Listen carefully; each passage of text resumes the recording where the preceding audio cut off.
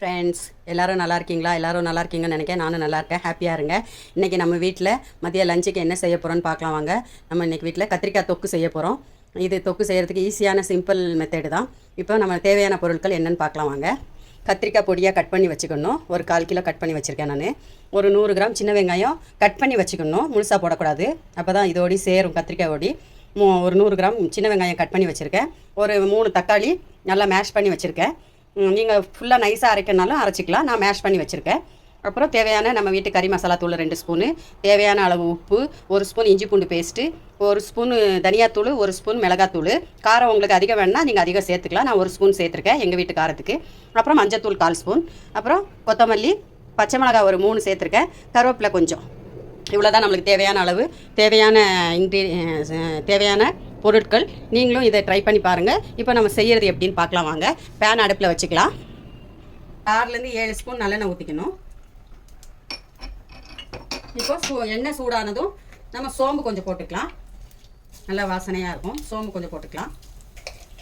இது கத்திரிக்காய் தொக்கு தான், கத்திரிக்காய் குழம்பு இல்லை. நம்ம தேங்காய் எதுவும் அரைச்சி ஊற்ற வேண்டியதில்லை. கத்திரிக்காய் தொக்கு தான். சாப்பாட்டில் பிசைஞ்சு சாப்பிடும்போது ரொம்ப நல்லாயிருக்கும், டேஸ்ட்டாக இருக்கும். எங்கள் வீட்டில் இப்படி தான் செய்வோம் கத்திரிக்காய் தொக்கு. இப்போ 100 கிராம் சின்ன வெங்காயம் வச்சுருந்தாலும் சின்ன வெங்காயம் போட்டு கட் பண்ணி தான் சேர்த்துக்கணும். கட் பண்ணி சேர்த்துக்கணும். அப்போ தான் நம்மளுக்கு கத்திரிக்காய் ஓடி அது ஒன்றா சேரும். இப்போ இந்த கருவேப்பிலையும் பச்சை மிளகாய் ஒரு 3 பச்சை மிளகாய் வச்சுருக்கேன். கருவேப்பிலை கொஞ்சம் வச்சுருக்கேன். கருவேப்பிலை போட்டுக்கேன். கத்திரிக்காய் நல்லா வதங்கணும். கத்திரிக்காய்ங்க வெங்காயம் நல்லா வதங்கணும். இப்போ அந்த வெங்காயம் வதங்கிறதோடு நம்ம கத்திரிக்காயையும் சேர்த்து வதக்கிக்கலாம்.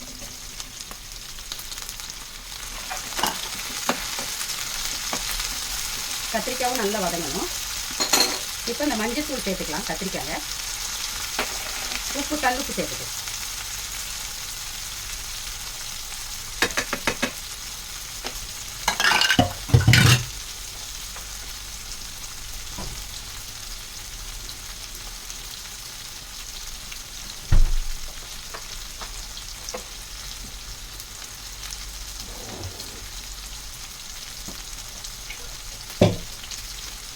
இப்போ கத்திரிக்காய் நல்லா வதங்கட்டும். நம்ம லிட்டு போட்டலாம்.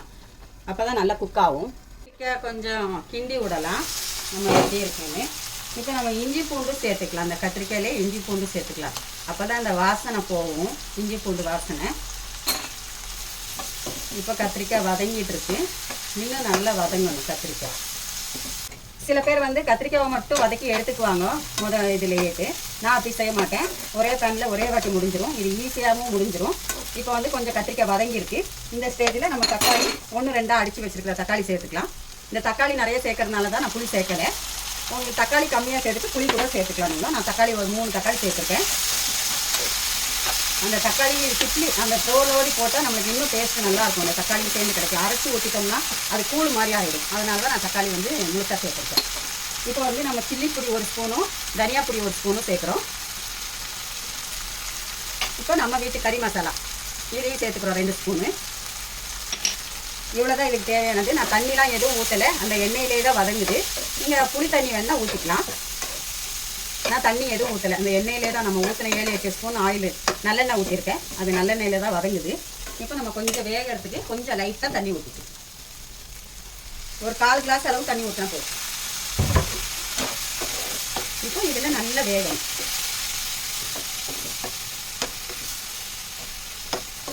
ஈஸியாக முடிஞ்சிருந்துச்சு. சிம்பிளான ரெசிபி தான். டக்குன்னு முடிஞ்சிடும். நம்ம கத்திரிக்காய் வதக்கி வெளியே எடுத்து திருப்பி போட்டு அதெல்லாம் செய்யணும்னா ரொம்ப டைம் எடுக்கும். இது ஈஸியாக ஒரே பாட்டில் 1 பாட்டிலே முடிஞ்சிடும். இப்போ வேகட்டும், பார்க்கலாம் எப்படி இருக்குன்னு பார்க்கலாம் வாங்க. இப்போ கத்திரிக்காய் முழுசாக வெந்து நம்மளுக்கு கிரேவி டைப்பில் தொக்கு மாதிரி வந்துருச்சு. இவ்வளோதான், நம்ம கத்திரிக்காய் ரெடி ஆகிடுச்சு. கத்திரிக்காயும் வெந்துருச்சு. இந்த ஸ்டேஜில் நீங்கள் உப்பு செக் பண்ணிவிட்டு உப்பு தேவைன்னா உப்பு போட்டுக்கணும். தேவையில்லைன்னா வேண்டாம். செக் பண்ணிவிட்டு உப்பு போட்டுக்கோங்க. கத்திரிக்காய் நல்லா சுருண்டு வந்துருச்சு. இதோடு நம்ம ரசம் வச்சு ரசம் வச்சுக்கலாம். நம்ம வீட்டில் சிம்பிளான நாங்கள் பிச்சு போட்ட ரசம்னு வைக்குவோம்.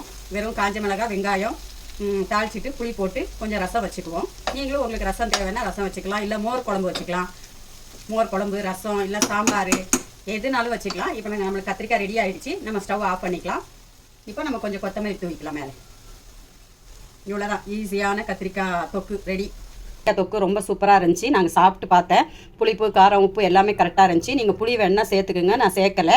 இப்படி தான் கத்திரிக்காய் தொக்கு ஈஸியான முறையில் செய்கிறது. எங்கள் அம்மாவுடைய ரெசிபி தான் இது. எங்கள் அம்மா இப்படி டேஸ்ட்டாக செய்வாங்க.